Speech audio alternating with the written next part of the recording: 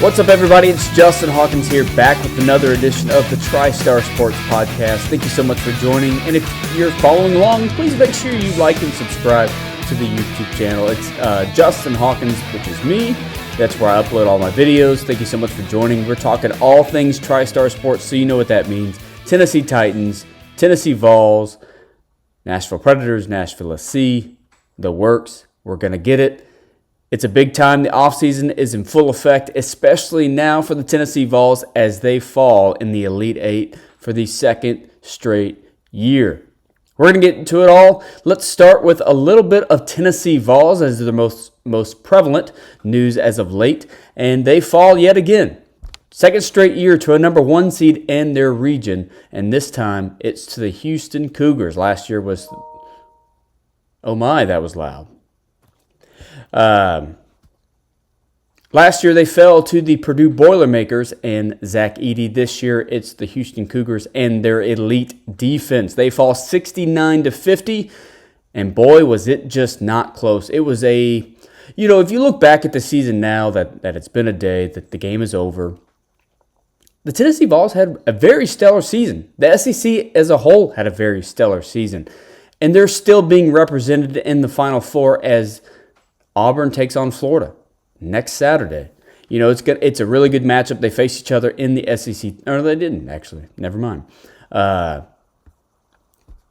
don't know what I was thinking. It was Tennessee and Florida, and then Tennessee and Auburn. But anyways, Tennessee had a very stellar season this year, finished amongst the top 10. They finished outside the top 4 heading into the NCAA tournament. Pretty much because of the tournament run that the Florida Gators had and are having now in the NCAA tournament. They look like the true 1 seed, the last 1 seed to make the NCAA tournament, where Tennessee gets the best 2 seed. And then they eventually fell 69-50 to the Houston Cougars. And really the problem came down to the 3-point shot. Good gracious. 15 points in the first half, and according to Matt Norlander, Tennessee's first half points are the lowest first half points in an NCAA tournament by a top 2 seed in NCAA history. Lowest not just in an Elite Eight game, but lowest in any round of the tournament ever. Tennessee 30-8 on the season. They got 17 points from Jordan Gainey, backup point guard, which was probably one of the best 6 men in the entire league. He had 13 in the second half.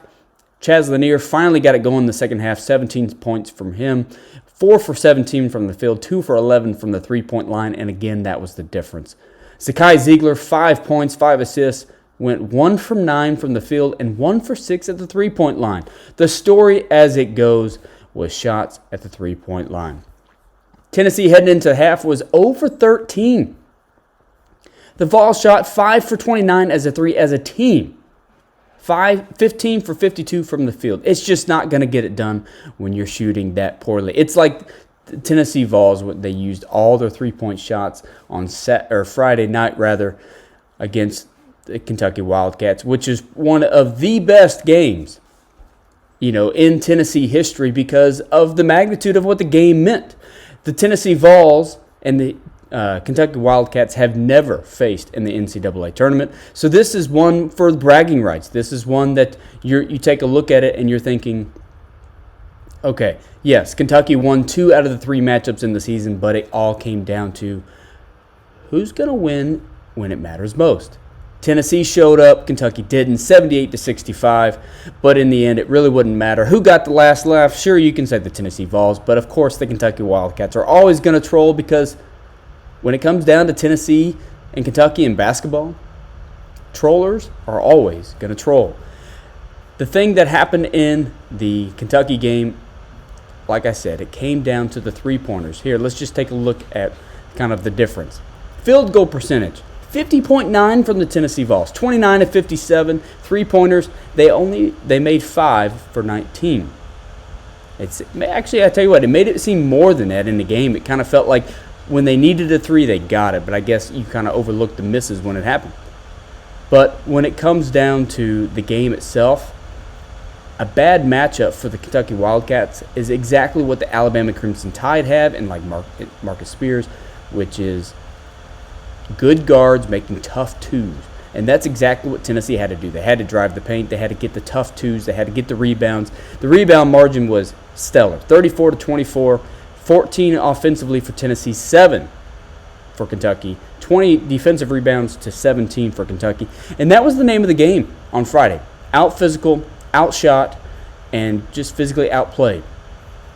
But then when it comes to Sunday's matchup yesterday, the story was as old as time. You live and you die by the three, and that's exactly what the Tennessee Vols did. They lived and died by the three.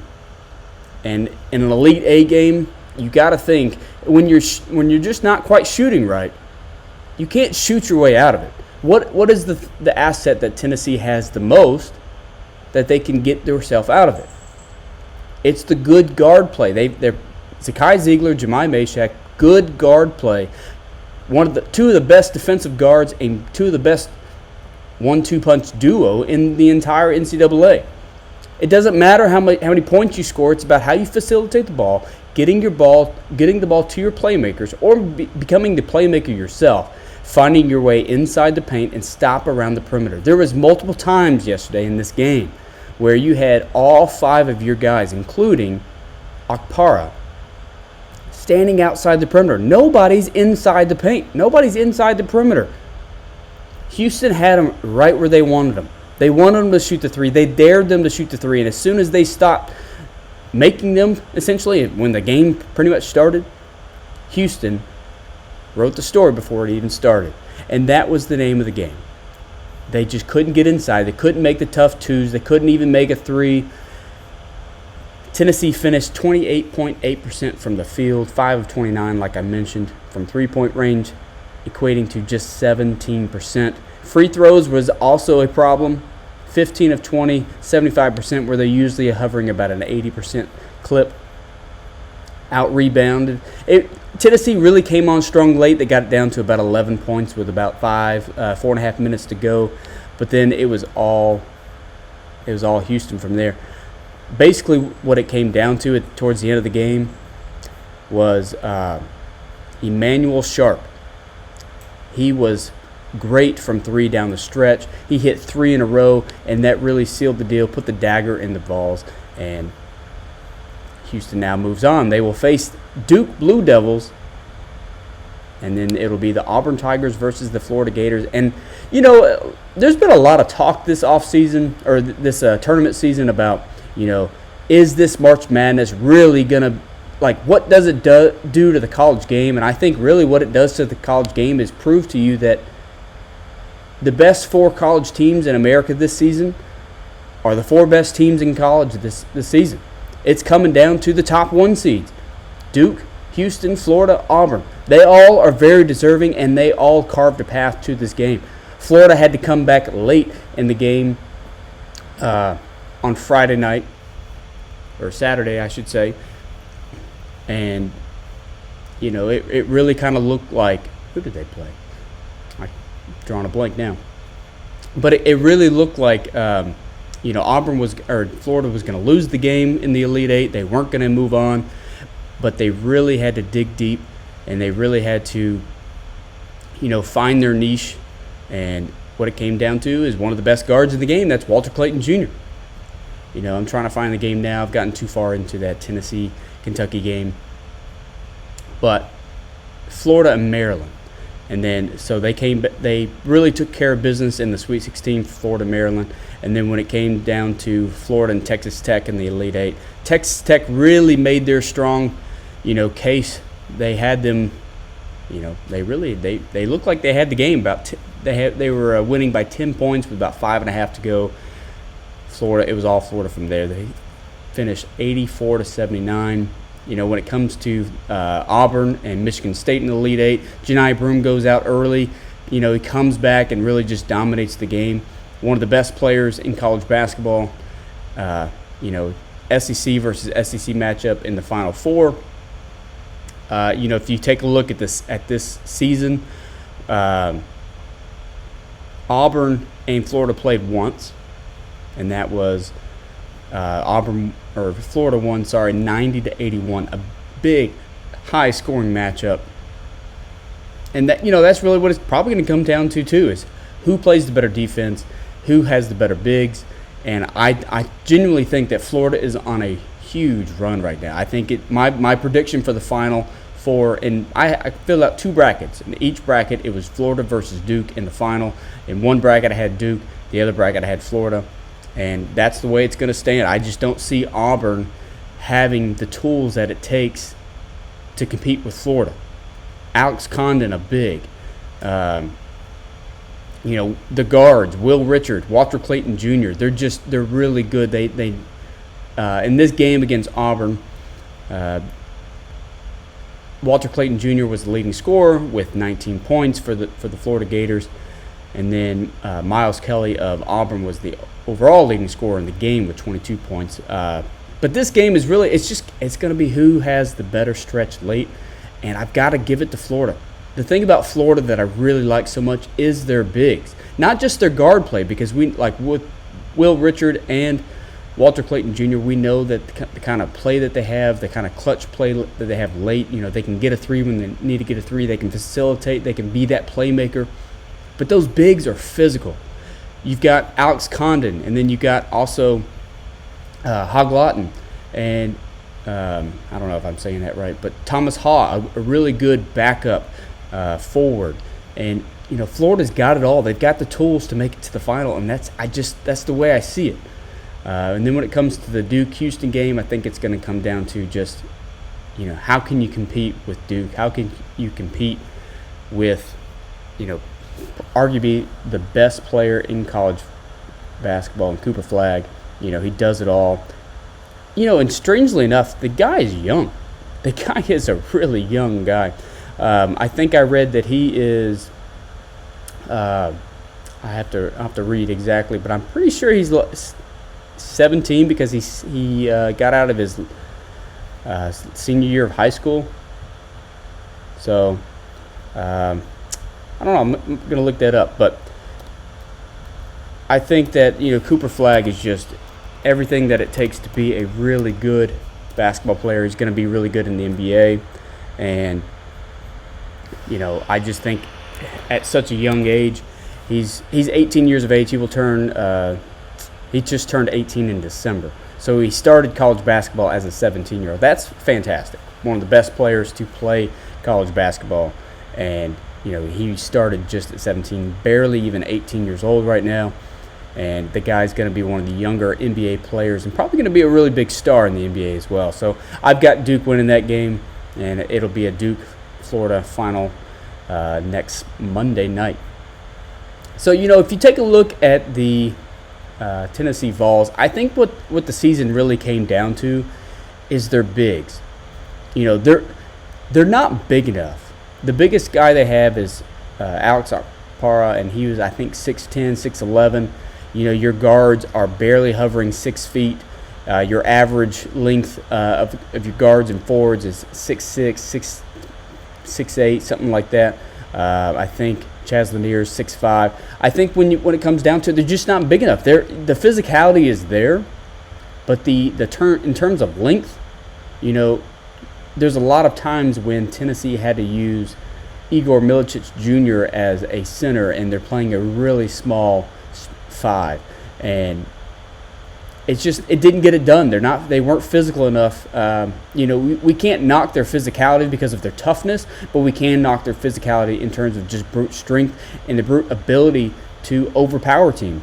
And the way that they overpower teams was the back and forth in the game. If the game was playing faster, that kind of played in their favor versus like teams like a Wofford, at the start of the NCAA tournament. While Tennessee did take care of business and they won the game, Wofford plays really slow, and that can bog Tennessee down. And in a game that the way Houston plays is locked down defensively, and it's not a back and forth kind of game, they took care of business. They dominated Tennessee. And I think if you're Tennessee, you really got to go and hammer in just get better bigs, get bigger, get stronger. Find these guys like a Florida and get an average. I looked at Duke's roster. They have an average of about 6'8" to 6'9" on their team. Cooper Flagg is 6'9". So your best player is 6'9". So you got to be bigger. You got to be more physical. You got to find a way to just be bigger. The offensive rebounds, the hustle is there, but you got to find a way to make it more consistent. For a team like Houston, who was bigger or is bigger than Tennessee, they found a way to dominate Tennessee on the glass because their two forwards in the front court were just overpowering for Okpara Milicic Jr. It wasn't there. The height advantage wasn't there. The strength wasn't there. And in overall, 69-50 is the result. We can talk lots of things. I talked a little bit about SEC matchup with Auburn and Florida. I think Florida's going to win the game. I think it's really going to come down to the guard play and the brute strength of their centers and their forwards and Alex Condon, Haglatten, back up with Thomas Hall. Like they can shoot. They're physical. They'll beat you down. And Auburn, they have Janai Broom. They've got Baker Mazzara.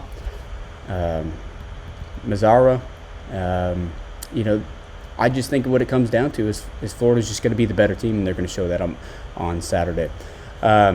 Okay, so let's kind of switch gears from the hardwood to the gridiron. Even though we're still in the offseason with the Tennessee Titans, there's been a lot of news coming around, and we talked last time about the free agent signings, and we can talk in depth about that, but it's really time to switch to the draft and figure out what the Tennessee Titans are trying to do, because honestly, according to the media, the Tennessee Titans don't even know what they want to do. And I think that's a bunch of baloney. I think it's a show. I think that they want Cam Ward. They just don't want to say it. They're going to do their due diligence and say, yes, we're still going with Cam Ward. We're still going with Shadur Sanders, Travis Hunter, Abdul Carter. We're going to go through the motions, and we're going to do our due diligence and figure out who we want at number one. But in reality, I think it's clear who they want to go with. The entirety of the Titans brass with Dave Ziegler and Reggie McKenzie and Chaz, I'm stuck on basketball, Chad Brinker and Mike Borgonzi and Brian Callahan and the likes, quarterback coach Bo Hardigree, they all showed up at Cam Ward's pro day. And look, a pro day is what it is. It's a practice, and it's made to look good for the player. Now, according to reports, for Cam Ward's pro day, the only reason why he didn't throw at the NFL Combine was because he wanted to save his time and, make his wide receivers for Miami look good. And, that's fine. But, if you watch the pro day, it wasn't nothing stellar. Like, he made his throws. He made, like, the Zach Wilson kind of throw where your sidearm across the body and deep downfield for a really good completion for a touchdown. Yeah, that looks great. But, yes, and he's done it in the game. But this kind of setting is made for stuff like that. I think, when it comes down to a pro day, what are you really scouting? You're scouting, can he make the throws? If he makes a bad throw, how does he recover? And you're looking for just the overall gameplay ability. You're not really going to see anything much else. You're just looking for the arm mechanics, how he's throwing. If there is a deep ball, what is the spiral like? What's the zip on the ball? There's no pressure from defenses. There's no really any kind of gameplay pressure. It's just making the throws. What's your arm mechanics look like? And are you just simply making the throws against no pressure? And there was one throw where, like I said, the Zach Wilson type throw where he kind of stepped out to the side, rolled out, threw it sidearm a little bit down the field, found his receiver for a touchdown. A really good throw, and he went right to Borgonzi and Brinker, and he basically said, I'm solidifying number one today. I'm solidifying it today. And, I think that's exactly what it is. I think the Titans like the confidence. They like the gameplay that Cam Ward puts on the displays. There's been plenty of videos that have circulated before even the Cam Ward at number one really started that Cam Ward and Shadur Sanders had this little workout together and all the trash talk. And I think the Titans like that. I think the Titans do like that, and I think they're having a show. They want to see if anybody is interested in having a big haul at the number one overall pick. I think the Titans are 100% fine. And there's even been recording from NFL Network's Ian Rappaport that suggests that the Titans are 100% fine with drafting Cam Ward at number 1 overall. But I think what it comes down to is the Titans still, because of the lack of assets and the lack of capital, whether it be good drafts or like just having good players on the team in general, the thing that the Titans lack is they want the ability to say, we can draft this guy here, we can draft that guy there, versus just having Cam Ward at number 1 overall and trying to set up your team for success that way. What looks better for your roster? Getting the quarterback that you hope is your future, or maybe trading down a couple slots, getting, say, Abdul Carter or Travis Hunter, or finding a offensive lineman, finding a wide receiver, or finding a good cornerback? What looks good with that? And having multiple draft picks, or just drafting the quarterback of the future that you hope is even the guy, that you don't even know is the guy. He's just the best guy of this draft. But then again, what looks best and what is best for your team?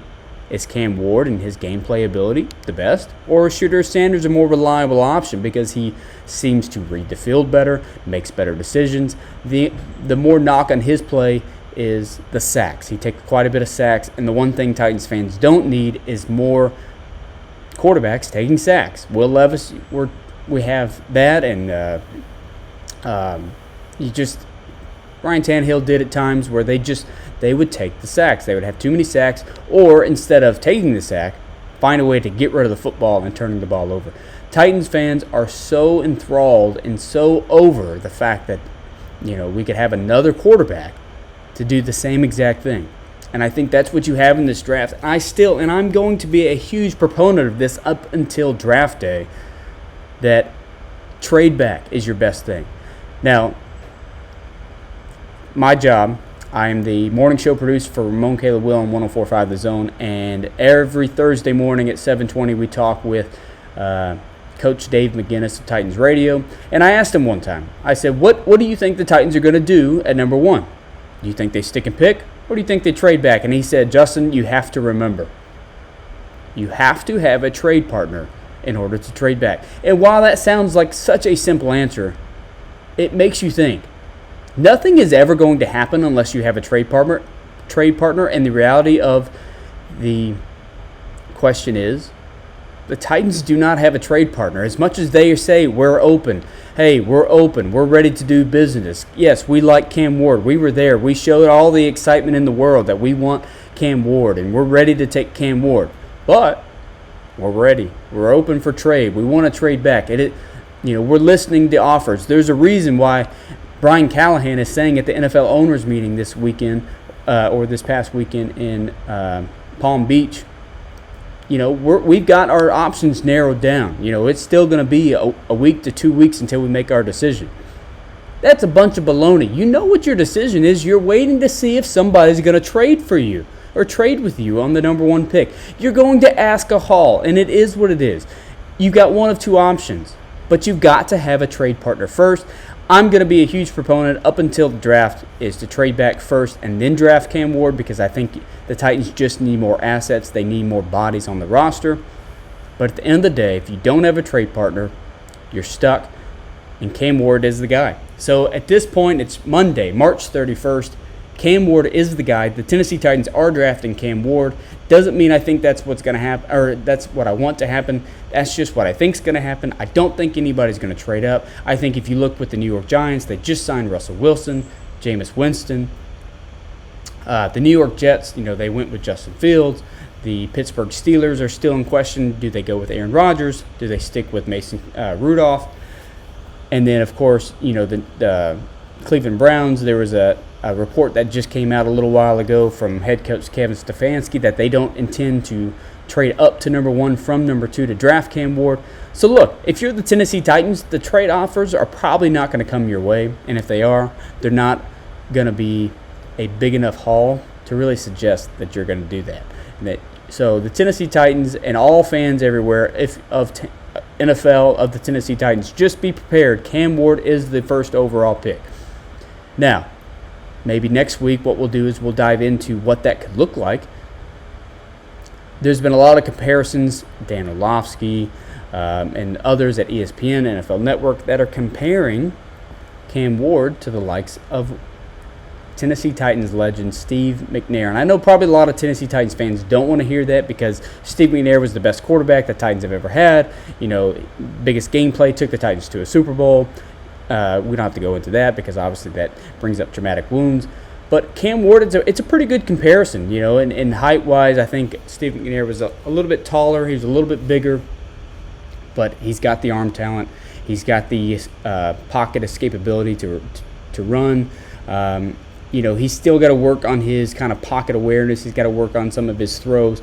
But I think, you can feel good enough as a Titans fan that Cam Ward can be a serviceable guy, much better than Will Levis. Now, here's the thing with the Titans. You don't know what they're going to do. If they draft Cam Ward, they will have 4 quarterbacks on the roster. They have not said while at this owners meeting that they're intending on trading Will Levis. There have been 0 talks of trading Will Levis at this point. So the Tennessee Titans, if they draft Cam Ward at number 1, will have a quarterback room as follows. Doesn't mean this is my starting prediction. This is just the quarterback room. Cam Ward, Brandon Allen, Will Levis, and Tim Boyle. Tim Boyle is going to be your practice squad guy, veteran presence. Brandon Allen probably as well.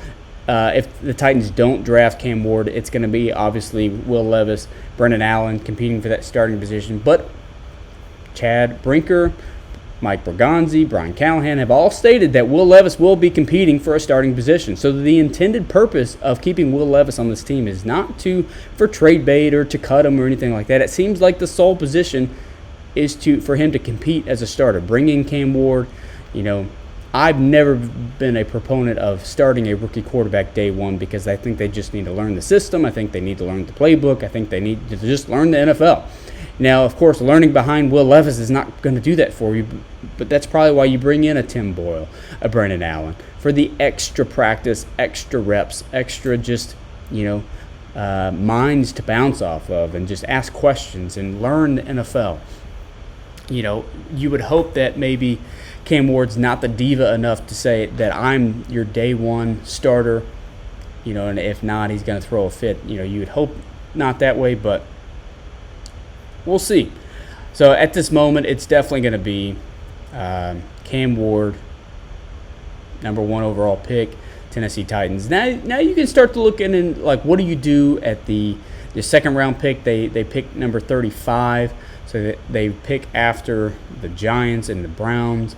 What are you looking for with the Titans to kind of go for in that 35th pick? So if you're going quarterback at number 1, I think your best options are, since the departure of Harold Landry, you already needed a couple edge rushers. Yes, you went out and you got, you got a couple. You got,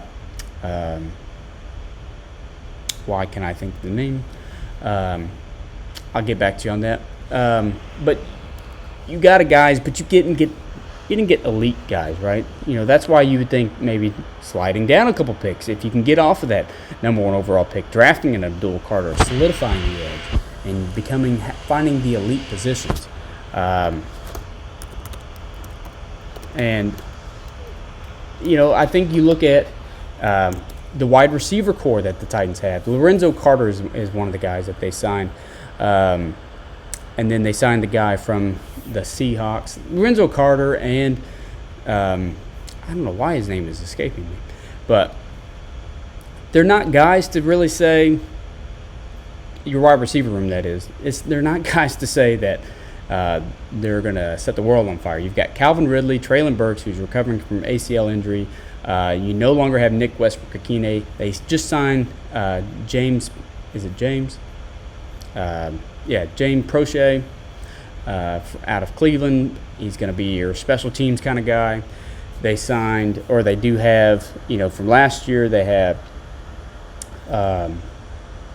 these names are escaping me. I had all these names. But anyways, let's put it this way. Van Jefferson is a guy. Let's just put it this way. The Titans need a wide receiver badly. It doesn't look like they're in on the veteran wide receiver market. No more Cooper Kupp. Keenan Allen is still there. Stephon Diggs went to New England, with Mike Vrabel, they look like they're loading up a bit. There's still a little bit of ways away to competing for the playoffs because you still have to go through the Bills. I don't think the Jets or the Dolphins are going to compete that much highly with the Bills. So it's really going to be, a one-team race and then 3 backups trying to compete just to even, have a sliver of hope of the playoffs. But I think, the Titans are not really on the veteran wide receiver market. So you're looking at what's going to be around at number 35. You look at what wide receivers might slide down that way. You're looking at maybe a Trey Harris out of Ole Miss if he doesn't. If he squeaks out of the first round. You're looking at a Luther Burden who may squeak out of the first round because there's character concerns. There's been a lot of reports that, kind of deny those character concerns, and then there's some that kind of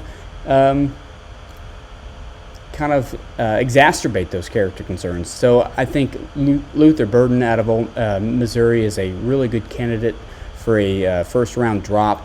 And then you can maybe slide in and get them. I think cornerback safety is a good position that you might need to get some depth. Because eventually, let's put it this way, the Titans need something at every position.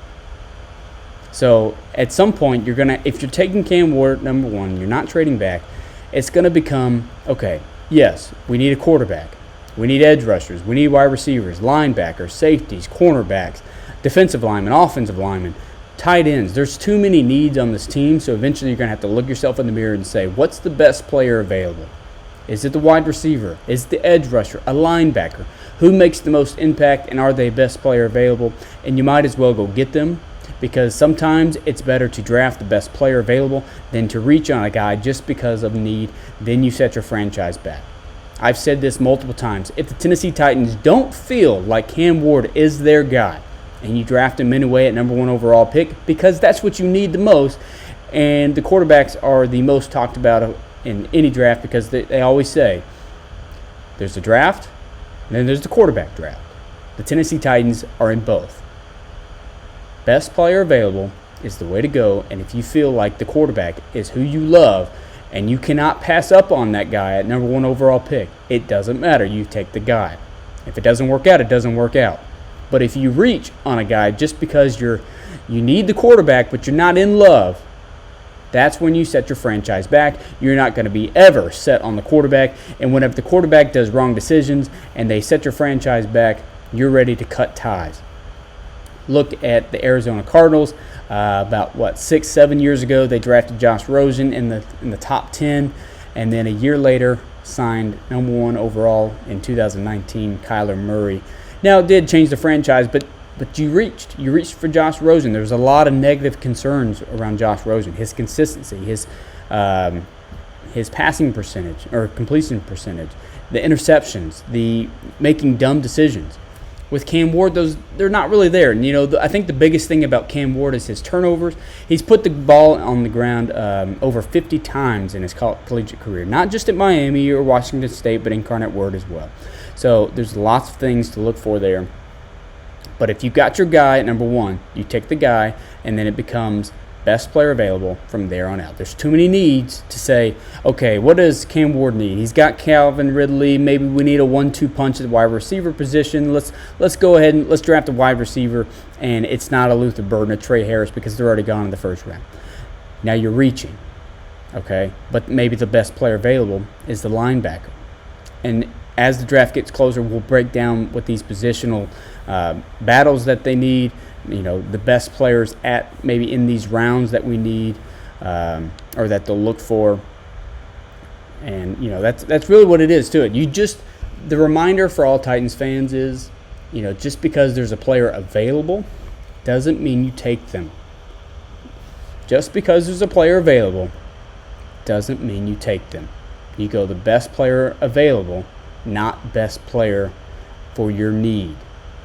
Sometimes if you have multiple linebackers, but the best player available is a linebacker, now you've shored up your linebacker position. Yes, you still have needs all over the board, but you know what it is. The Titans are not competing for the playoffs next season.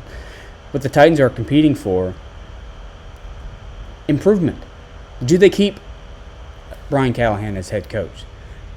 The thing that the Titans have done since John Robinson got fired, turnover.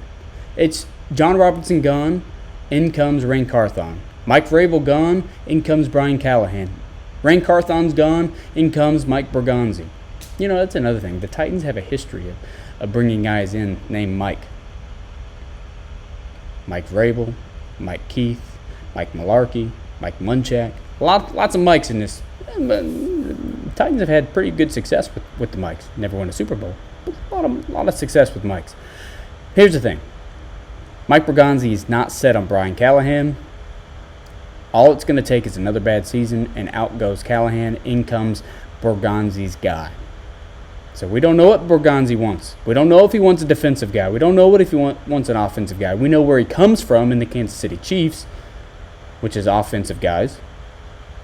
Andy Reid, a really good quarterback, Patrick Mahomes. Had a lot of success, a lot of good input with the Chiefs, which is why he was one of the top candidates coming for this GM class. Titans aren't set with Brian Callahan. Bad season. Go from 3 wins to 4 wins to 5 wins. What's going to say Mike Bergonzi wants to keep Callahan? What's to say? And then a lot of turnover comes again. But I think one of the things that was improving is goodbye Colt Anderson, hello John Fossil. And, special teams should be a drastic improvement. Out goes Ryan Stonehouse, which was kind of a questionable point there. But I think they brought in a good one. A good punter. We'll just see how it goes. There's a lot to break down as each week brings on as we get closer into the draft. Tomorrow starts April. So April Fools to all of you who celebrate. And the draft is less than a month away. As the draft gets closer, we'll break down more and more. The Nashville Predators continue to do Nashville Predator things. Not great. The season is nearing its end, and I think for all Preds fans out there, they are excited for it to end. Nashville SC won 3 games in a row, 3 matches in a row for the first time in almost 2 years. They tried to go for 4. They could not do it. They lost 2-1 Saturday night to FC Cincinnati, one of the biggest rivals because they entered the league at the same time. So a lot of history there, some rivalries going back to the U.S. Cup days and the USLs. So Nashville SC is doing good things. Hani Mukhtar looks like not his MVP caliber days, but a very good, reliable. Sam Surridge looks good at the 9 position. A really good attacking forward. B.J. Callahan is making big waves in Nashville. Very good, solid attack. Very good, solid defense. Joe Willis in net is looking really good to start the year. And Nashville SC, amongst the top in the East, and that's something that last year was such a disappointing season. Obviously, Gary Smith gets ousted. In comes B.J. Callahan. Kind of takes a little bit to see what the new system's going to be. So B.J. gets the full off season and he puts his system in there, and so far it's working. You can definitely tell the point of attack. The offense is coming. The defense is staying solid. And Nashville SC is making moves and headway there. So a lot more stuff to break down as the day's coming. Like I said, the NFL draft is nearing its start in about 3.5 weeks. Anything as far as Tennessee Vols comes, we'll talk about transfer portals for basketball as lots of news is breaking on that. Tournaments nearing its end, and lots of players entering the portal.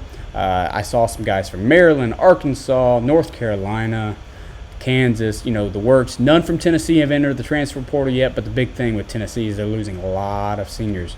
They're losing Jordan Gainey, Zakai Ziegler, Jemai Mashak, Chaz Lanier, Igor Milicic Jr., and the like. So they're losing a lot of guys. It's going to be a big turnover.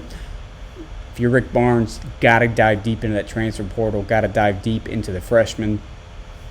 Like I said, find the bigs, get stronger, get bigger, find a way to dominate the boards, find really big centers like an Okpara, just like somebody to kind of pair well with him. They can go up, block shots, they can go up and get big physical rebounds. Who can fly through the air with alley-oops, and just players who play well out or inside the perimeter. Doesn't have to necessarily be in the paint, but guards who, big guards, tall guards, looking like 6'6" guards, NBA caliber style guards. That's what you're looking for. That's going to be your path to an NCAA tournament. Otherwise, it's going to be the same narrative for Tennessee another year in a row. Can make the tournament, do well in the tournament, fall in the Sweet 16 Elite 8, but can never make the Final Four. Tennessee falls short in the Elite 8 once again to Houston, 69-50. Rick Barnes and the Tennessee Vols have still never made it to the Final Four. Tennessee hasn't. Rick Barnes made it once with Texas, but Rick Barnes has never won a national championship. So this has been the TriStar Sports Podcast. I appreciate you always, every time, for joining in. This is on YouTube. Just follow along on Justin Hawkins, my page. We're putting up all these videos. TriStar Sports Podcast. We appreciate you always. Follow along, like, subscribe to the page, and we will keep uploading, give you anything TriStar Sports content, Tennessee Titans, Tennessee Vols, Nashville Predators, Nashville SC, and anything that you request. One thing that's going to happen after the draft, I would like to start getting into the gambling style of world. With the offseason, a lot of baseball, getting into the baseball stuff. Atlanta Braves, not so hot of a start to the season, as they are, I believe, 0-4 to start, and not very good. A lot of season left, 162 games, and 158 remaining. All right, as always, I'm Justin Hawkins. Thank you so much for joining. This has been the TriStar Sports Podcast, and see you next time.